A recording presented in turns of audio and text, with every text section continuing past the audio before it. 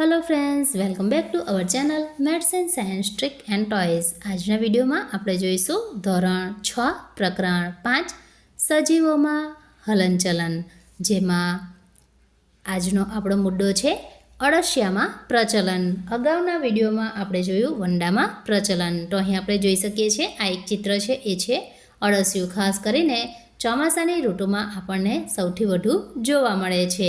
અળસિયામાં હાડકાં હોતા નથી, તે લીસી સપાટી પર ચાલી ન શકે। અળસિયું માટી સાથેના તેમાં રહેલ કાર્બનિક દ્રવ્યો ખાય છે, અપાચિત ખોરાકને બહાર કાઢે છે અને એ માટીને ફળદ્રુપ બનાવે છે। જમીન માટે એ માટી જે છે અળસિયાવાળી, એ આપણને ફાયદો કરે છે।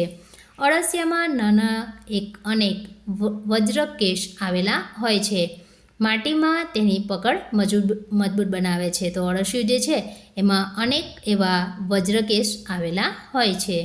અળસિયાને પગ નથી, એને હાડકાં પણ નથી અને પગ પણ નથી। તેનું શરીર વલયનું બનેલું હોય છે અથવા તો સ્નાયુનું બનેલું તેનું શરીર હોય છે। તે શરીરને સંકુચિત કરી તેને ફેલાવી ધીમેથી ચાલે છે। સ્નાયુઓના સંકોચન અને વિસ્તરણના કારણે એ અળસિયું ચાલી શકે છે।